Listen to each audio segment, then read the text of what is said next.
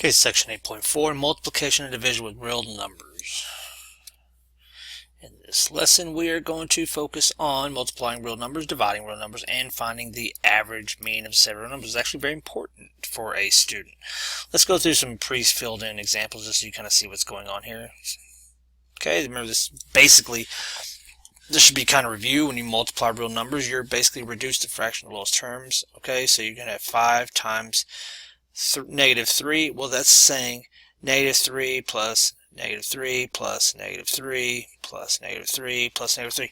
Well, you're doing that 5 times. So that's how come we always say that multiplication is just division fast. Okay, you can take the opposite side of that coin. Okay, you can do negative 3 times negative, 3 times negative 5, and you're just doing that 3 times fast.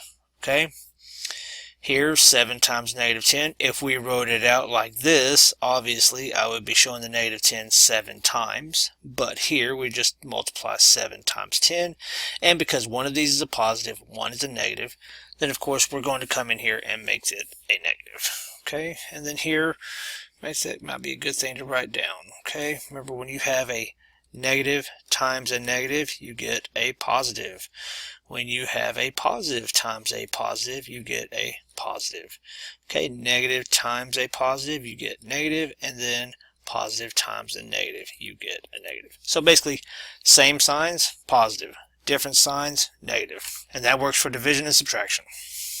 Okay, here we're just multiplying, and then here, notice what they did was they just did the prime factorization of 3 times 14, because they came in here and said, well, what's the prime factorization of 14? And then they're just going to multiply everything together, and then that's how they factored it.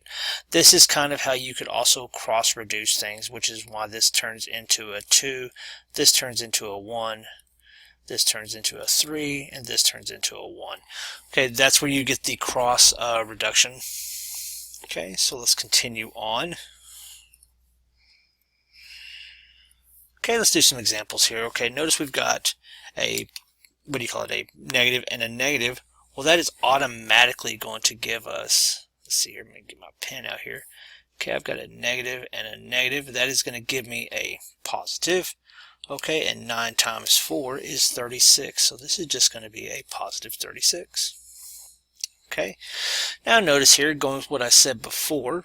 Okay, well, if we do it the way they do it, let's go and show you that way. Well, notice I've got a negative and a negative. That is once again going to give me a positive. Okay, well, I've got 3.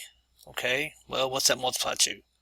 A 2. Okay, those have already been factorized. Then I've got this 2 here. Well, then how about this 9? Well, doesn't that prime factorization of that, it turns into 3 times 3. Well, notice here, we can come in here and we can reduce this 2 out. We can also reduce this 3 out. Okay, and notice that just leaves us, when you reduce everything on the top, okay, that leaves you with a 1. Okay, so here we got a 1, and then we got a 3, which we could have done here, negative is positive, but here this goes to a 1, 1, 1, and 3. Then 1 times 1 is 1, 1 times 3 is 3. So there's that. Here we've got a negative and a negative again. Okay, so once again we got another positive. Okay, which is going to be awesome. You can do this on your calculator, or you can go ahead and just come here and go, okay, well, I've got 6.7 multiplied by 2. Well, that's going to give me a 14. Carry the 1, so I've got 6 times 2 is 12. That gives me a 13. Go ahead and bring down that, and then you have got the positive 13.4. Okay, well, here's a little tricky one here. Okay, I've got a negative times a negative. Okay, well, a negative times a negative is going to give me a positive. Okay, so let's go and do this. 1 times 5 is going to give me a positive 5. Well, then here I'll go and multiply this, and I've got a negative times a negative. Well, that's going to give me another positive, which is going to be 3 times 2, which is going to be 6. So 5 times 6 equals 30. So notice, okay, even negatives make a positive. Okay, had I had one more negative out here, then I'd have had a negative, I'd have positive, positive, and then go into a negative, and that would have became negative. So it's kind of a little trick to kind of let you know how everything kind of works. Okay, let's continue on. Okay, multiply 0 times 6. Well, here's a rule. Okay, anytime you multiply 0 by anything, okay, let me get another pen here. Okay, 0 times 6, well, that is always going to be 0. Well, negative 13 times 0 is always going to be 0. That is just a rule, okay, that we always follow. Okay, so just kind of, that's just plain and simple. That's just going to remember that. Anything multiplied by 0. Anything multiplied by 0 is 0. Period. Okay? Simple enough. Let's continue on. Okay. If A and B are positive real numbers, then the product of two positive numbers is positive. We just learned that. The product of two negative numbers is positive, and the product of a positive number and a negative number is negative. That's exactly what I just showed you earlier whenever I said these words right here. I put it in nice big black letters. Positive times a positive equals positive. Negative times a negative equals negative. Okay, sorry, positive. Negative times a positive equals negative, and then a positive times a negative equals a negative. Okay, basically remember, same signs, positive. Okay, different signs, negative. Continue on, and then we've got this right here. The product of 0 and any number is 0. It's what we just found out from the above the example. More definitions here. Okay, now we're going to start dividing. For any real numbers a, b, and x where b cannot equal 0, okay, because we cannot divide by 0, okay? Okay, that means that b times x equals a, okay? Basically, because you're removing this right here. You're kind of cross-multiplying up, okay, to get rid of the b. That makes sense if you look at it like this. Like if I wanted to get rid of this b, remember, we can just kind of say, well, I can do this. I can do b divided by a, or multiplied by a. Well, that removes the b there. That removes the a. Okay, I'm sorry. Let me back up 1 second. That would be just, if I want to remove the b, don't get rid of the a there. Okay, so let me just erase the a. Okay, and you would come in here and just put a 1 here. Okay, well, notice that the b reduces out, but what I do to one side, I have to do to the other side. Well, and that's what that's saying right there.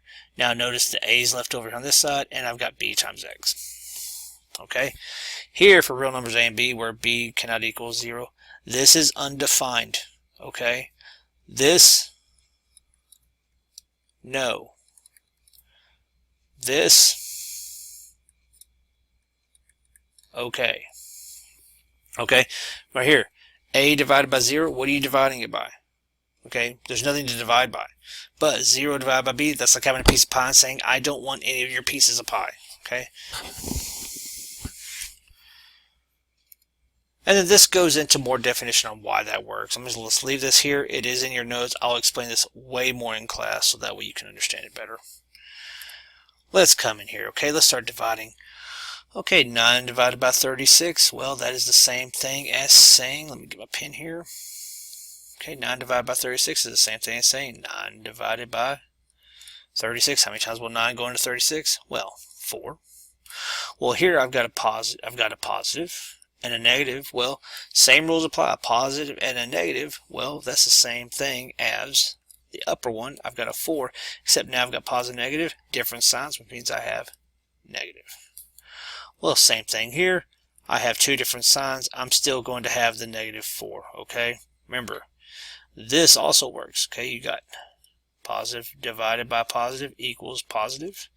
Negative divided by negative equals positive. Positive divided by a negative equals a negative. Negative divided by a positive equals negative, okay? Remember, same rules as multiplication. Different signs, then you're going to have a negative. Same signs, positive. Always. If you just remember that, it's going to be a lot easier. Okay, notes. The following common rules about multiplication and division with two non-zero real numbers are helpful in remembering the signs of answers. If both the numbers have the same sign, okay, both the product and the quotient will be positive. Okay, that's literally what we just said. Okay, so let's look at it. Showing here, look, same numbers. Okay, I've got a positive, positive, that's positive. Negative, negative, positive. And let's go to our next one here. And then, of course, this one right here, the quotient of a positive number and a negative, what I just said. Different signs. Going to have a negative. Okay?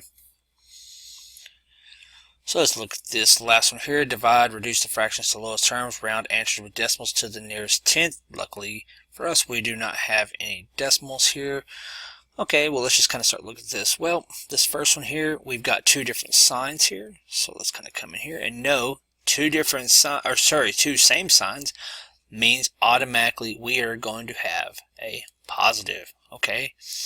Well, whenever we're dividing fractions, we got just go straight into the division. So I've got this 16 over 7.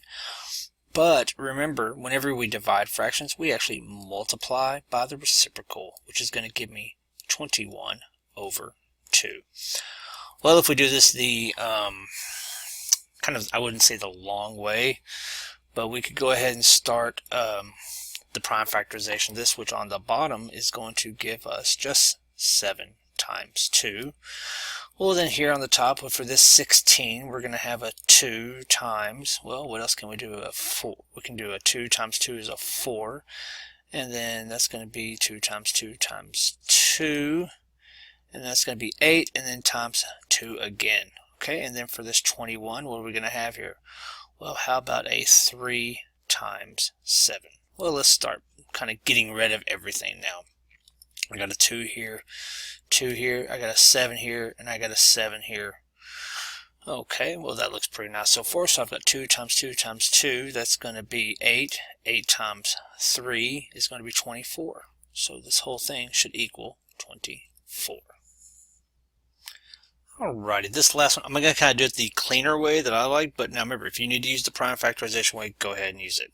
Okay, first things first, I'm going to look at the signs here. I've got a negative here, I've got a positive here, which means I am going to have, no matter what I do, I'm going to have a negative out here. So I'm going to have equals, negative. Well, negative what? Well, I've got this negative 20 over 12 multiplied by, well, I've got to do the reciprocal, so I've got this 2 over 15. Well, let's look at this very carefully here. Let me pull out a different color. Okay, notice here the 2, okay, that's going to reduce to a 1. Well, what's 12 divided by 2? That's just going to leave with a 6. Well, notice here I've got 5 as a common multiple here, so that's going to go to a 3. Right here, this is going to go to a 4. And now I can look at this and go, well, what's 4 times 1? Okay, well, 4 times 1 is going to give me a 4, and then 6 times 3 is going to give me an 18. Okay, remember, this is negative. Okay, well, looking at this over, I can go ahead and divide everything by 2. Okay, and that is going to give me a 2 over 9. And do not forget the negative symbol. Okay, there's that. And let's go and make sure we show that. And the last thing we'll do is we're going to do averaging. Okay, averaging is pretty straightforward. Okay, the average or mean, okay, let's just remember that, or mean of this, is going to be a set of numbers is the value found by adding the numbers in the set and then dividing the sum by the numbers in the set. Okay, so let me get down here.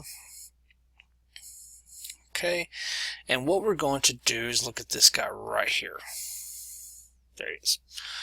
Okay, the following speeds in miles per hour of 15 cars were recorded at a certain point on a freeway. Okay, here's all the speeds here. Find the average of the speed of the cars. Okay, well, let's see here. When you add up, okay, I'm going to go ahead and go to the next slide here. Okay, when you add up, I did not put the next slide in, so that's fine. Whenever we add up all of these speeds here, literally, we got to add all of these. So come in here, and you're going to literally just take every single one of these and just add everything up all the way across. I suggest using a calculator. This is one of those scenarios I would say, okay, use a calculator. So when you add everything up, you're going to get 1,008. Okay. Well, then we need to find out how many are in this set. So let's come here and go 1, 2, 3, 4, 5, 6, 7, 8. 9, 10, 11, 12, 13, 14, and 15.